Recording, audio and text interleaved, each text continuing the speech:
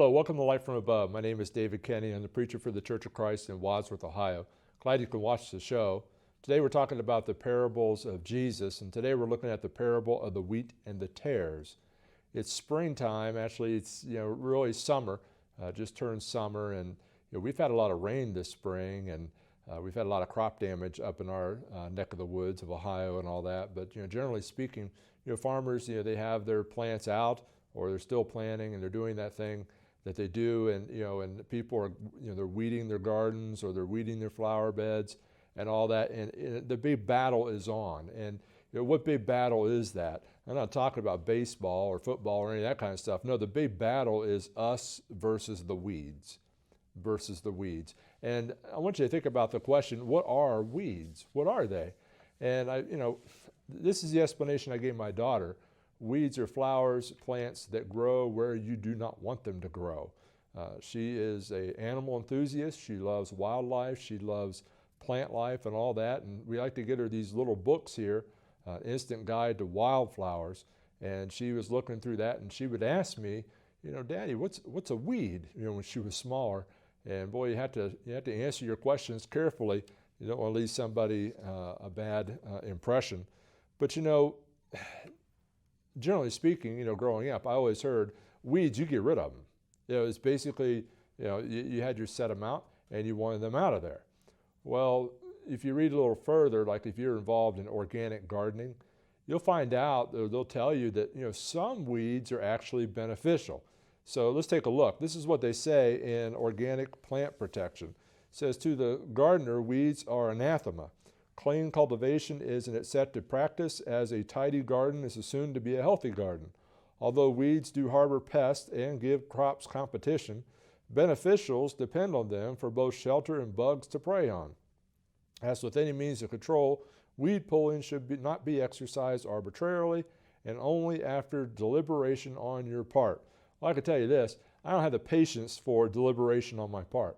If there's something growing that I don't want to grow in there, I don't care about the beneficials. I'm pulling that thing out of there. But they say you shouldn't do that. You should be careful. And I thought, okay, well, that's nice. So one time I thought it'd be a good idea to go down to the city. The city was giving away free mulch. I guess anybody can go and dump their mulch there, and you can go and grab it and load it up. And I thought, well, that'd be a good thing to do. So I thought that'd be a responsible, organic kind of thing to do. So I went and got a whole bunch of it, and I brought it and I put it on the garden. And guess what I had? I had weeds like there was no tomorrow. I mean, there was every kind of weed in there, and I was like, what am I going to do with these things? And so that was a big mess. And I was telling a friend of mine about that, and he was a farmer, and he said, what you need to do, and what my dad would say too, you need to get some manure. You need to get some cow manure or some pig manure like that. Of course, obviously you want to do this when your neighbors aren't home, but you do that, and and that's better than using that mulch stuff that people put out. Just the give or take stuff. Well, okay, I said, that's a good idea. So I went and I grabbed the whole bunch from them, loaded up and everything, went and did that and put that in the garden. And guess what I had? I even put it in my flower gardens. I thought, they could use this too. Well, I had all kinds of weeds come up from that.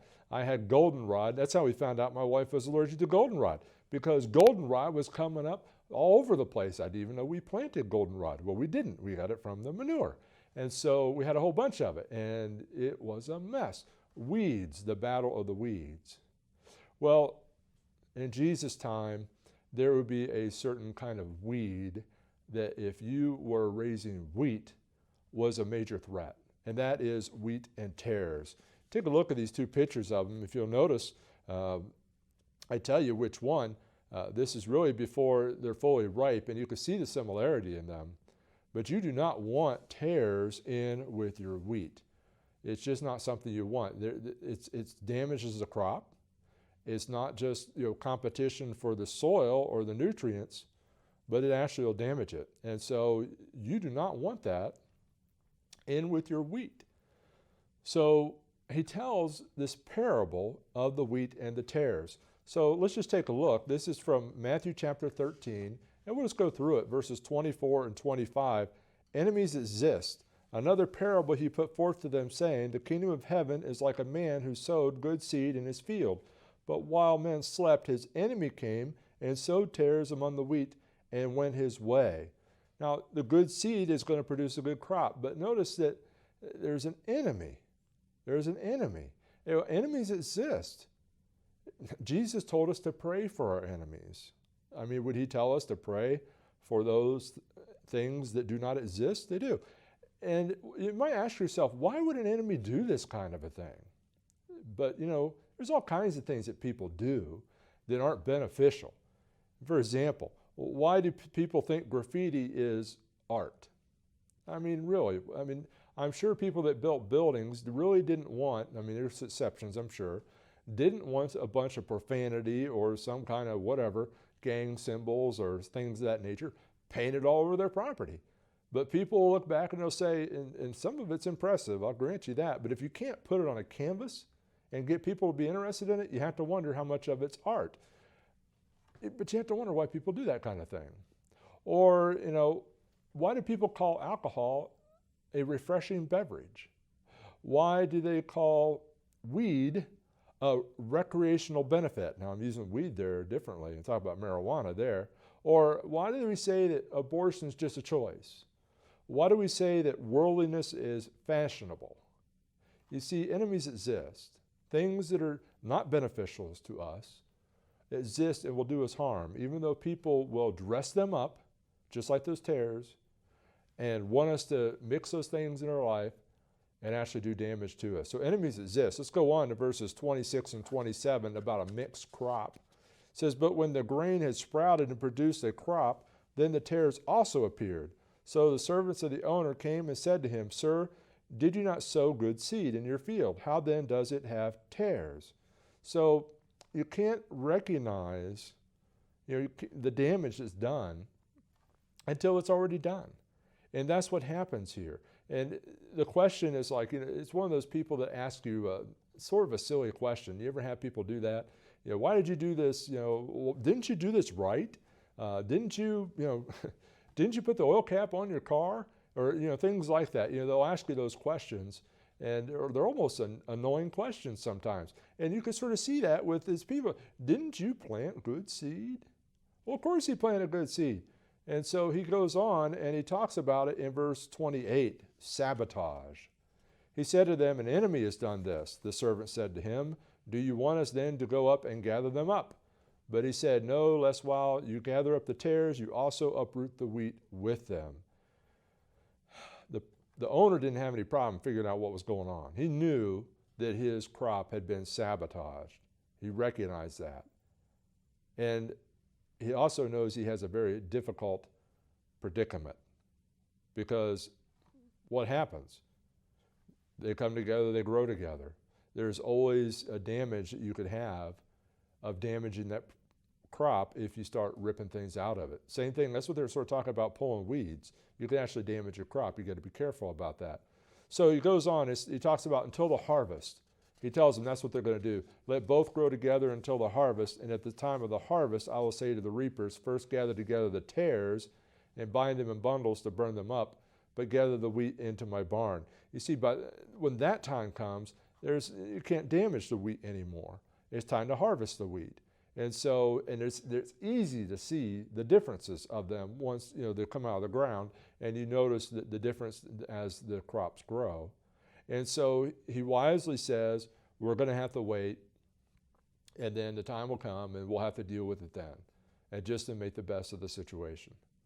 Well, this is one of these parables that the disciples ask him for an explanation, and Jesus actually gives the explanation, or I should say, the record of him giving the explanations given. He might have explained more, we just don't know. But it says, and Jesus sent the multitude away and went into the house, and his disciples came to him, saying, explain to us the parable of the tares in the field. So Jesus is going to give them an explanation. And he tells them that Jesus sows good. He sows good seed. He answered and said to them, he who sows the good seed is the Son of Man. The field is the world, the good seed are the sons of the kingdom, but the tares are the sons of the wicked one. So when you look at this, Jesus sows the good. You're going to see he who sows the good seed is the Son of Man. You're going to see symbolism here. The Son of Man is Jesus. The field is the world. The good seed are the sons of the kingdom. The bad seed are the sons of the wicked one. And so when you see that symbolism there, then you're going to be able to match up those symbols and recognize what he's talking about. He goes on and he talks about Satan is the one that sows the evil seed. He says there, the enemy who sowed them is the devil. The harvest is the end of the age, and the reapers are the angels. Therefore, as the tares are gathered and burned in the fire, so will it be at the end of the age. So you don't have to guess who this enemy is. It's Satan. He tells you that. But the interesting thing is some people, they don't even believe in the devil anymore. They don't believe in Satan. They'll say things like, well, I believe in a higher power, but I don't believe in a being known as Satan. Well, Jesus had no problem with the existence of Satan, no problem with the reality of the devil. And he tells them there that the enemy did this, and the enemy's the devil. The enemy is real. And yet some people, they just sort of go on their day as if, I really see it a lot of times when people try to blame God for every bad thing. They try to blame God for every bad thing. And sometimes, it's easy to do. But sometimes we need to remind ourselves that good people really do have an enemy. And that enemy, just like that enemy that wanted to throw those tares and ruin that guy's crop and all that, that's what Satan does. And it's tragic when people, they blame God for that stuff. And really, God's the one that provides the cure.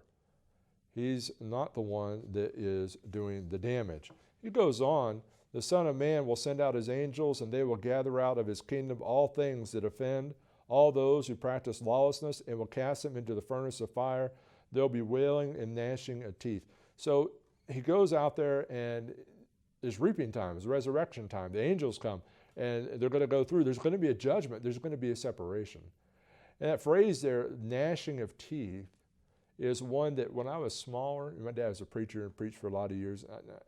He preached about hell. I'm not saying he preached about every sermon or anything like that. But I can remember people coming and preaching during special events and things like that, and they would talk about how hell was a place you didn't want to go. And that's definitely true. And as a kid, one of the vivid memories that I have was that gnashing of teeth stuff. I was like, I didn't know what gnashing of teeth was. I just knew I didn't want anything to do with it.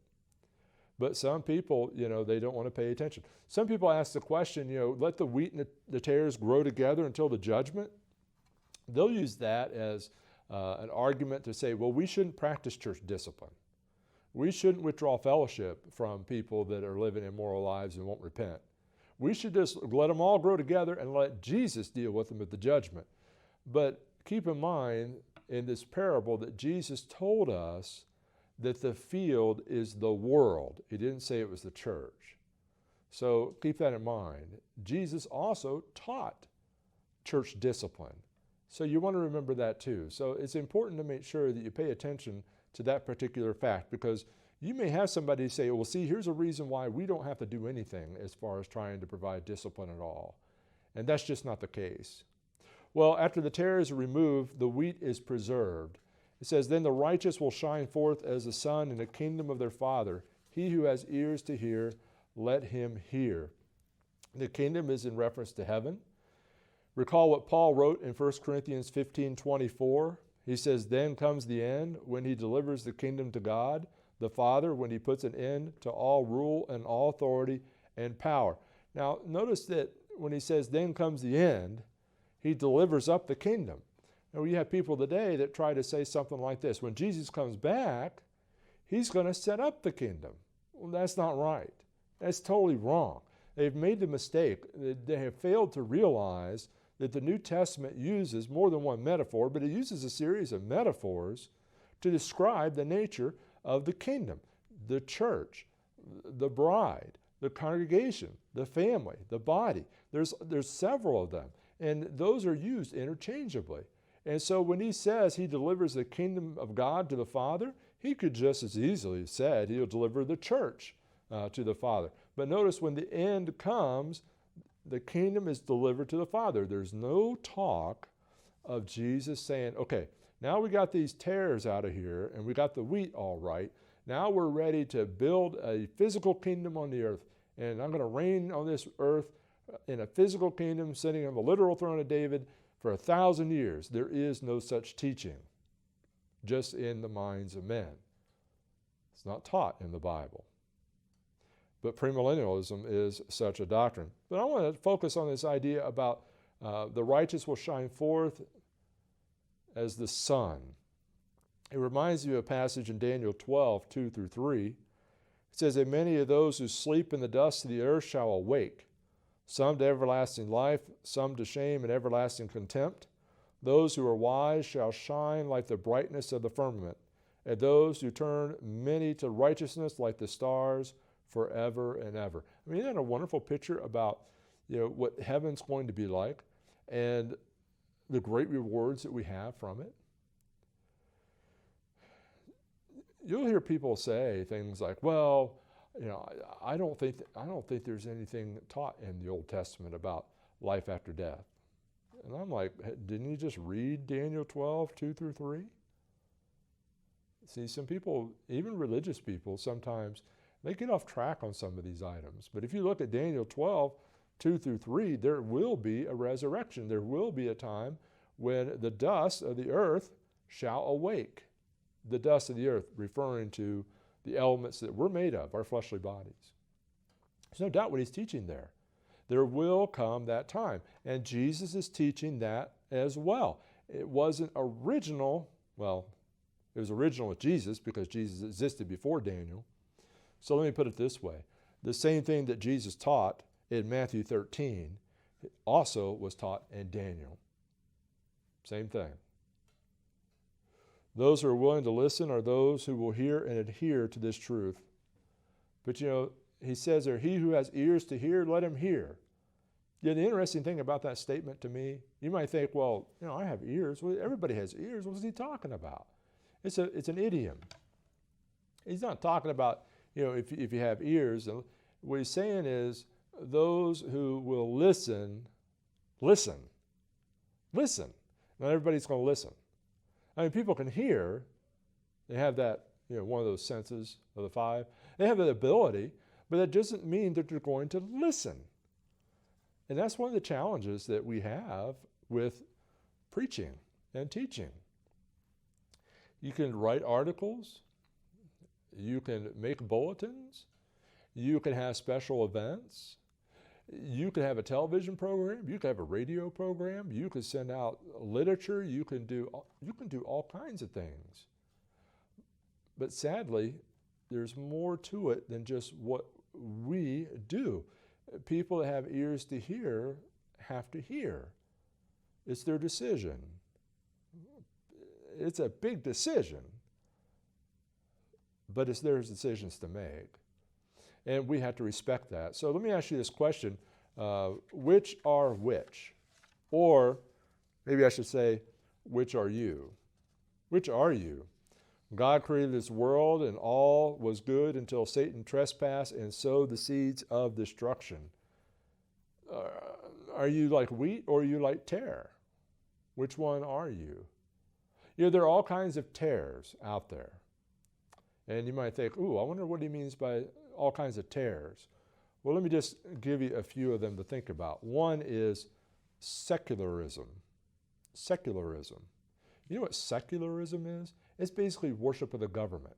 That's basically, it's a little more complicated than that, but we have this mindset that separation of church and state, which is not in the Constitution or the Bill of Rights or the Declaration of Independence, and it's in a private letter. It's not a government document. But people will use that and they'll try to say, we need to push religion off the public square. We need to push them out of where people can see it. If people want to practice their religion, they can do that in their church buildings. And that's the only place they want to let that happen. That's a secularist. Not all agree with that, but that's what secularism is. Secularism is the worship of the state. Although I'm sure they wouldn't like it phrased that way, but like it or not, that's what it is. Another one that's a tare is humanism. Humanism sounds like a good thing, right? Man is a measure of all things. Whoops. That's what humanism is. That's humanism. Is man the measure of all things? No, God is. God is. Well, we don't like God. So we're going to just put God over here, and we're going to just put us in place of it.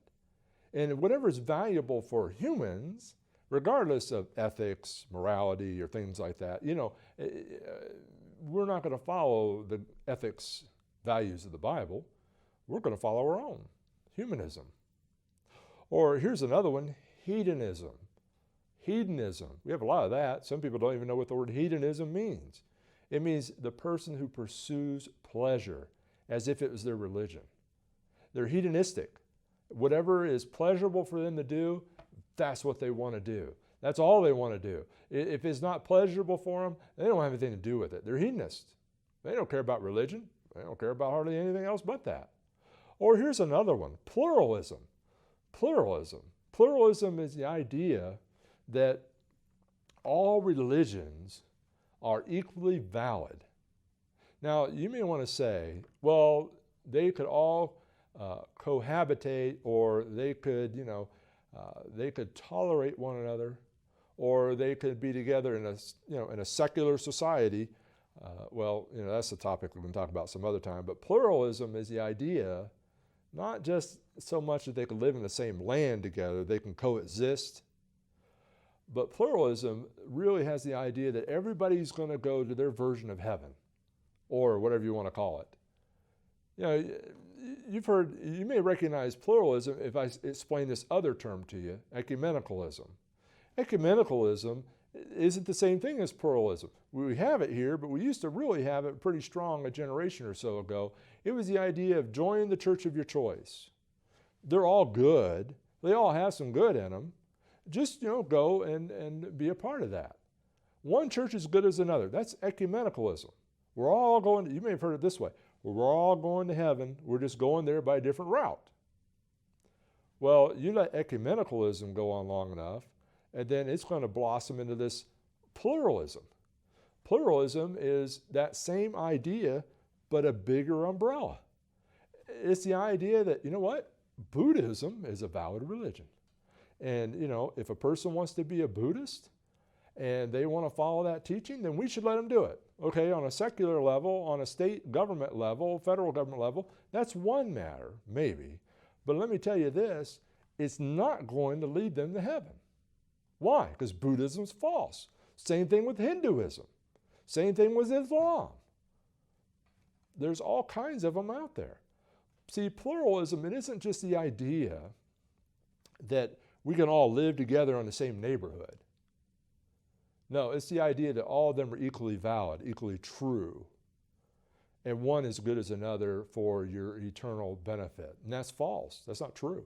See, that's wheat and tare. People buy into that, and they're deceived by it. All these and more have been sown into God's field, the world, by Satan, and they reap a crop of disaster. Sometimes they don't find out about it until it's too late, even though the information is there. We will always have those forces arrayed against Christianity until that day that God has appointed for reaping and separating. Some people might say, why in the world would I want to be a Christian? Because you know what? You basically put Christianity against everybody else. Why in the world would you do that? Boy, you're going to have a difficult time. Romans 8:17 through 19, it says, and if children, then heirs, heirs of God, and joint heirs with Christ, if indeed we will suffer with him, that we may also be glorified together. For I consider that the sufferings of this present time are not worthy to be compared with the glory which shall be revealed in us. For the earnest expectation of the creation eagerly waits for the revealing of the sons of God. We encourage you to give serious consideration about following God, following his word, believing in his son, being a Christian, following that life. I know there are all kinds of competing beliefs out there. That's what Jesus is teaching in the parable of the wheat and tares. Make sure you are wheat. Thanks for watching our program. Before we close our program today, we'd like to take a moment and review this roadmap to heaven with you, since the matter is so serious.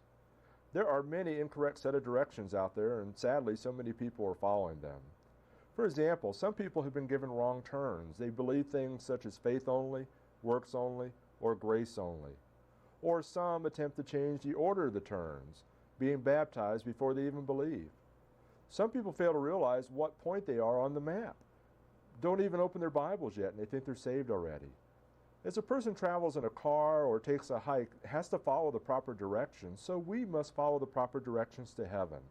Let's take a look at the directions on our roadmap to heaven here. You have to look at these passages in your Bible for yourself. We'll just list the steps, the turns on the way. First is to believe or to have faith. And then number 2, to repent, to turn away from sin. Number 3 is to confess that Jesus is the Son of God. Number 4 is immersion, or to be baptized, which is a burial in water to have your sins washed away. And then you're added to the church by the Lord, not by a group of people, or not by giving some kind of testimonial experience or things like that.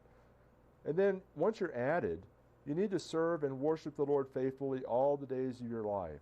And that the key word is faithfully. You don't waver. And that's very important.